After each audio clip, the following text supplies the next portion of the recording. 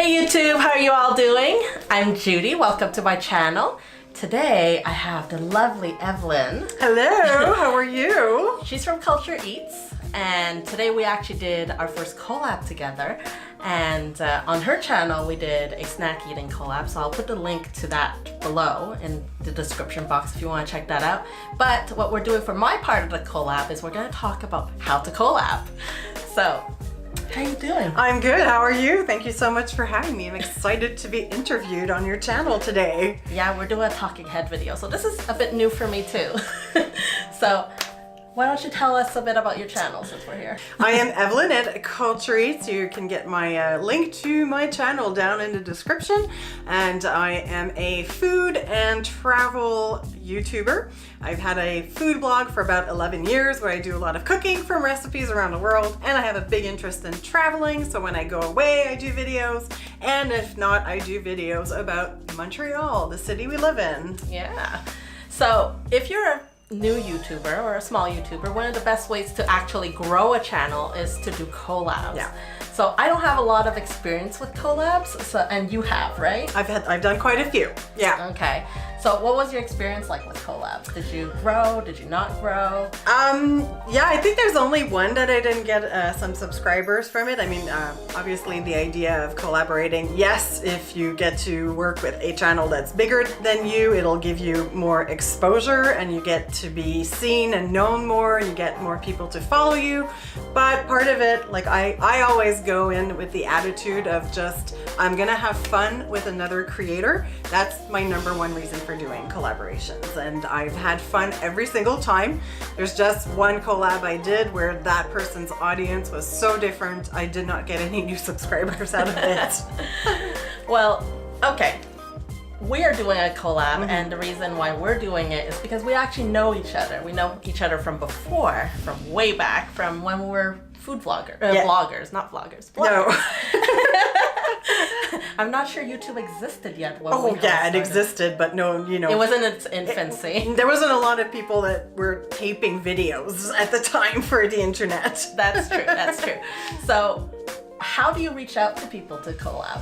Well, my first collab was interesting. I was a very new YouTuber, and she's kind of one of the reasons why I was now on YouTube. But I was planning to go on a trip to China, and I did a lot of YouTube research, looking at foreigners living in China, and reached out to one that was in the city I was going to go to, met up with her, and I said, hey, do you want to do a collab while I'm here? And she said yes. So my first collaboration in person was in China. And we did a snack tasting video, and we had so much fun. Like, it turned into a 4-part series. So that's awesome. I've done a lot of different types of collaborations. I've done collaborations one-on-one with the person. I've done some collaborations pre-taped but with people in different parts of the world. And I've done live stream collaborations as well. Okay, well, it's interesting that you mentioned that you did pre-tapes and live streams. Was there any real big difference between the two, or? Well, yeah, pre-tape, you can plan things a little bit ahead of time, and you know, if you screw up, you can cut it out of the video. You can edit. Live stream, we will. Like we will. Live stream, there is no editing, so you kind of gotta go with it. You go with it, you prepare a little bit, you kind of have an idea of what you're going to talk about ahead of time. I'm not a big pre-planner. I like to just kind of go with the flow. It makes it easier, but you kind of just sketch out an idea of the person you're going to do the live collab with. You make sure you have everything you need in front of you, because one of them is we send each other boxes of snacks from where we live. So, you know, you make sure you have a pair of scissors around. I think I said that in another video, but it's stupid. But make sure you're able to open the freaking box. That you don't say, hold on people, I'll be right back. You don't do that with live stream. Yeah. So you gotta make sure you have the proper equipment to be able to do also like a split screen situation. You have to have the right software for it, stuff like that. Which software did you use for that? I've tried several. The one I used the first time we actually did a Facebook Live, because you couldn't do it on YouTube yet, was Livestream, which is a free free live stream software, Livestream. and you can actually put the two screens next to each other in the software, and it's free and it's online. You don't need to download it. And I did one recently with somebody in the Netherlands that we used Google Hangout Air, which is right in there with YouTube. So that way, the way it works, it's whoever talks, their video is showing, and if you stop talking and the other person starts talking, it switches. So you don't have side by side. Okay. It's the person talking that shows up. Okay, so do you have a preference, pre-taped or live stream? Live stream is fun. It depends on the kind of video you're gonna do, but I've done a couple of live streams on my own, and I'm not the biggest channel, so you don't know how many people are gonna watch. And it's not like, I'm not the kind of person who can ramble on for an hour by myself in front of a camera. You need the interaction. Yeah, I kind of need the interaction. So I prefer to do live stream with somebody else. I feel like if I were to do a live stream, because I'm such a small channel right now, nobody would watch it. That would really hurt my ego. I mean, the good thing about YouTube is that the live streams are actually archived, right? They as soon as you stop doing your live stream, it gets processed, and then you can go and edit it like you would do any video, and then it's available for anybody that goes to your channel.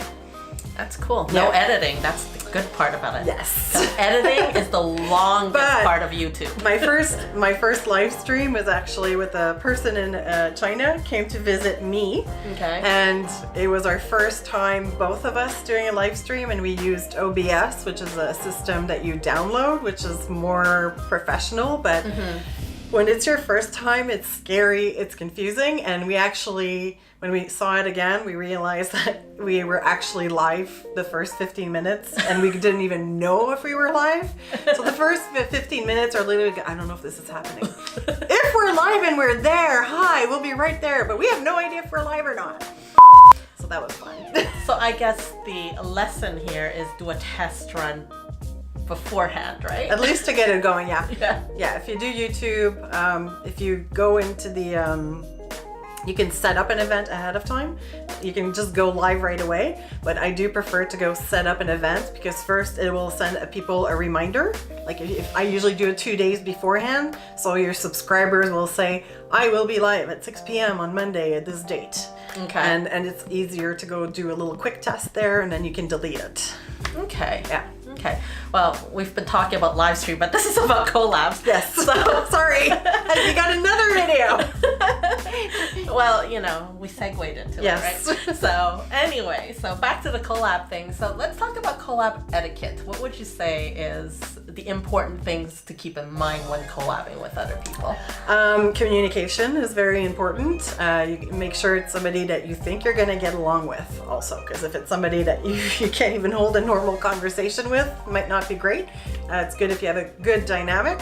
It's good to clear the air of what your intentions are on both parties. Make sure you're on the same length. And also, it's a collab, so it's not just one person showing up and the other person doing all the work.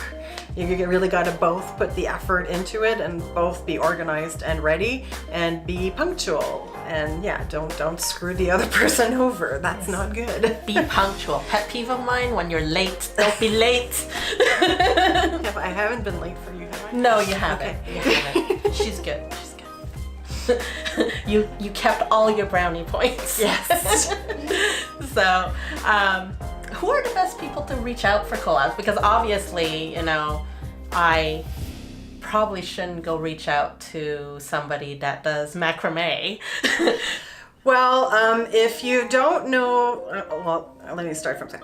You don't just reach out to somebody you don't know at all and ask for a collaboration. If you have scouted somebody you want to do a collaboration with, and I would not, if it's somebody that's a lot bigger than you, don't think you can't necessarily do a collaboration with them, because I've done collaborations with people that were like into double digits subscribers, and I've had collaborations with people like with 5 number subscriptions.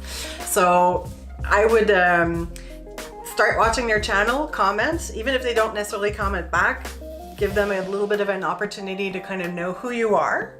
I would not reach out right off the bat mentioning a collab, but just try to get a bit of a dialogue. And then if you're gonna ask for a collab, probably don't do it in the comment box in YouTube. Yeah.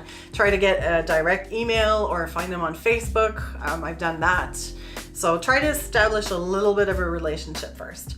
And it's, I mean, let's say like I do a lot of traveling and cooking. So yes, I could maybe collab with somebody that's got a same theme channel. But sometimes you can marry two really different kinds of channels as well. Like us, we're totally different niches. Yes. So you've done the collab with somebody else that's in a different niche, right? Yes, So how did that work?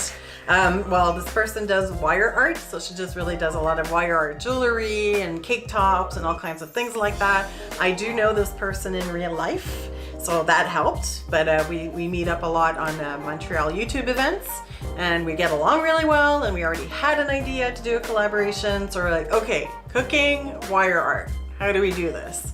So I had an idea that we could do a simple, quick Asian recipe, that I would show her how to do it. And she beaded some wire around the chopstick. Okay. So she got to have a do-it-yourself project on how to beautify your chopsticks with beads. And then she showed me how to do it. And then we cooked a recipe that was Asian, that you use chopsticks to eat. And then we used the chopsticks that we had just worked with. Linked right up here. To eat them. Is that side? I never know which I think side. it's on this side.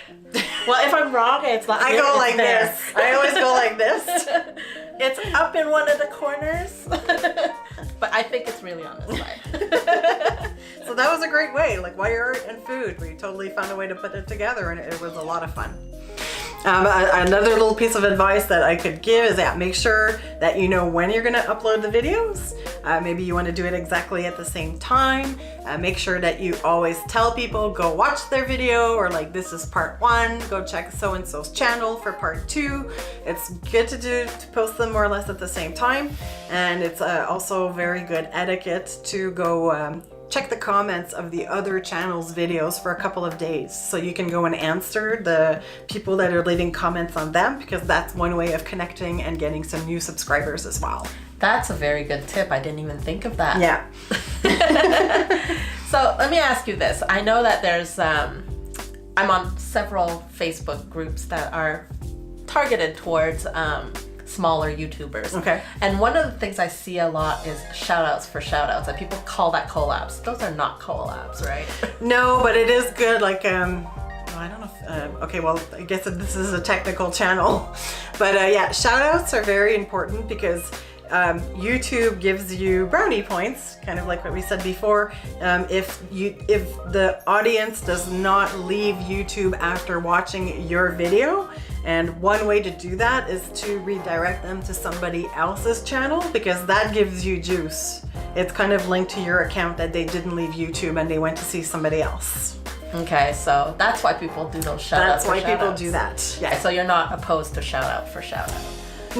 No, that's a good thing. Yeah. Yeah. But to be clear, I don't think that's actually a collab though, because no. a collab is actually doing a video Are together. they calling that collab? Some people are like, oh, let's do a collab. I'll do a shout out for shout out, and it's not the same, at least not in my opinion. No. If you have a different opinion, leave it in the comments below. But I really don't think that's a collab. That's literally just, giving somebody a shout out. Yeah. Yeah. It's a link back. It's a link back. It's kind of like blogging, which I'm very familiar with too. So, just to close out the video, we're gonna move away from the collab a bit, but just out of curiosity, why did you get into YouTube? Well, I've been blogging for a very, very long time, and they say you gotta put your hands in every honey pot. Been putting it off for a while. It sounded like a lot of work. But it was planning my trip to China. I mean, everybody watches YouTube videos here and there, but I was never like watching intensively YouTube videos until I started researching. And I was like, well, I like to travel. I'm watching a bunch of travel videos. I'm inspired. I'm going to China. Why don't I just do videos of that? And that's kind of how I got the ball rolling. Okay, so do you prefer vlogging or do you prefer blogging? I prefer vlogging.